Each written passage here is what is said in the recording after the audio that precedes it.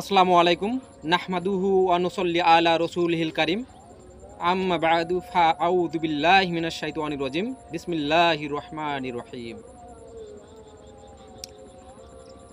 সম্মানিত ভিউয়ার্স, আজকে আমরা 3 নাম্বার এবং 4 নাম্বার মাকড়া শিখব। খয়রুকুম মান তাআল্লামাল কুরআনা ওয়া আল্লামা। সর্বোত্তম ব্যক্তি যে নিজে কোরআন শিক্ষা করে এবং অপরকে শিক্ষা দেয়। তলাবুল ইলমি ফারিদতুন আলা কুল্লি মুসলিম। দ্বীনি ইলম তলব করা প্রত্যেক মুসলমান নর নারীর উপর ফরজ। সম্মানিত ভিউয়ার্স, আজকে আমরা 3 নম্বর এবং 4 নম্বর মাকড়াজ শিখব।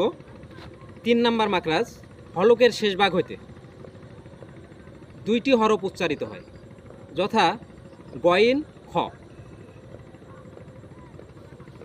হলকের শেষ ভাগ আমরা এইটাকে ধরি, এই যে এটা হচ্ছে হলকের শেষ ভাগ। তাহলে এখানে চাপ দিয়ে আমরা বলবো গইন খ। যদি হাতে বাধাপ্রাপ্ত হয়, আঙ্গুলে বাধাপ্রাপ্ত হয়, বুঝবো যে সঠিক উচ্চারণ হয়েছে। গইন খ। এখন আমরা 4 নম্বর মাকড়াজ শিখব। 4 নম্বর মাকড়াজ জিহ্বার গোড়া তার বরাবর উপরের তালুর সঙ্গে লাগাইয়া একটি হরফ উচ্চারিত হয়, যথা 2 নোক্তাওয়ালা কফ। জিহ্বার গোড়া তার বরাবর উপরে তালুর সঙ্গে লাগাবো। তালুর সঙ্গে লাগাইলে একটি হরফ উচ্চারিত হবে, যার নাম কফ। সম্মানিত, আপনাদেরকে এবার আমি দেখাই দিব 3 নম্বর মাকড়াজটি। হলকের শেষ ভাগ হইতে 2টি হরফ উচ্চারিত হয়, গইন এবং খ।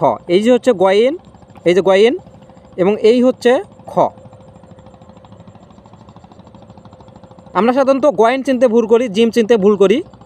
সাধারণত আমরা হা চিনলে, এই যে হা চিনলে হায়ের উপরে নোক্তা হলে খ এবং পেটে নোক্তা হলে জিম। সাধারণত কোরআন শরীফে জিমের নিচে নোক্তা থাকে, ঠিক আছে? হায়ের গঠনের নিচে নোক্তা থাকলে হবে জিম।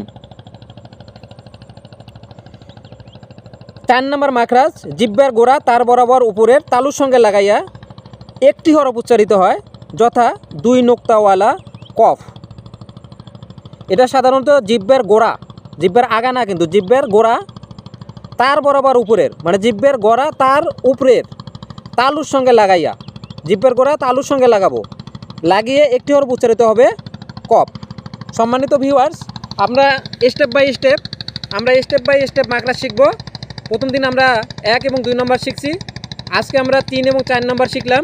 তাহলে আপনারা চ্যানেলটি যদি ভালো লাগে, মাকড়া শেখা যদি ভালো লাগে, লাইক এবং কমেন্ট করবেন আমার ভুল হলে, এবং আপনারা যদি আরও কিছু জানার থাকে বা আমাকে জানানোর থাকে, তাহলে আপনারা কমেন্টে সেটা লিখে পাঠাবেন। পরবর্তী ক্লাস কখন শুরু করতে হবে আপনারা কমেন্টে জানাবেন। আপনাদের পড়া শেষ হলেই কমেন্ট করবেন, তাহলে বুঝবো যে পরবর্তী ক্লাস শুরু করতে হবে। নতুন ভিডিও পেতে চ্যানেলটিকে সাবস্ক্রাইব করতে ভুলবেন না, এবং এটা যেহেতু একটা দিনী কাজ, এই দিনী কাজটাকে প্রচার এবং প্রসারিত করার জন্য শেয়ার করবেন ইনশাল্লাহ।